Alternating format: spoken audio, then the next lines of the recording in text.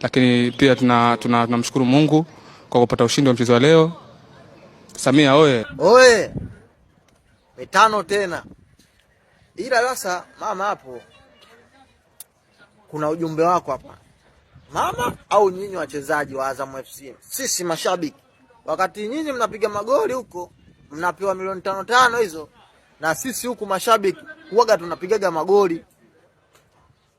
Sasa tulikuwa tunaomba hizo hela aidha nyinyi wachezaji au mheshimiwa mwenyewe utugaie, na sisi huku kila anayepiga goli uwe unafanyaje, unatuchangia sisi. Sisi hatutaki nini wani hela tu, vifaa vya kujifungulia basi, tuwe tunapata hela zetu za kujifungulia. Kila goli tunalopiga mtu akivimba tu kitupo mbwe, basi bwana, hela vifaa zitatoka kwa wachezaji wale, au atatoka kwa mwenyewe mheshimiwa rais wetu mpendwa.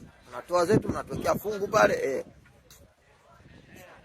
Angalia sasa magoli ya huko na kuna magoli ya kwetu sisi huko mashabiki, na sisi mashabiki utufikirie, maana sisi wenyewe ni wapiga magoli. Wao wanapiga magoli mchana, sisi tunapiga magoli usiku.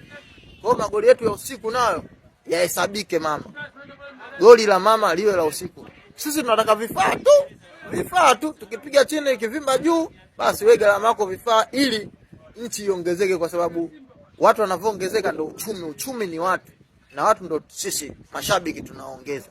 Goli la mama. Samia oye! Mitano tena.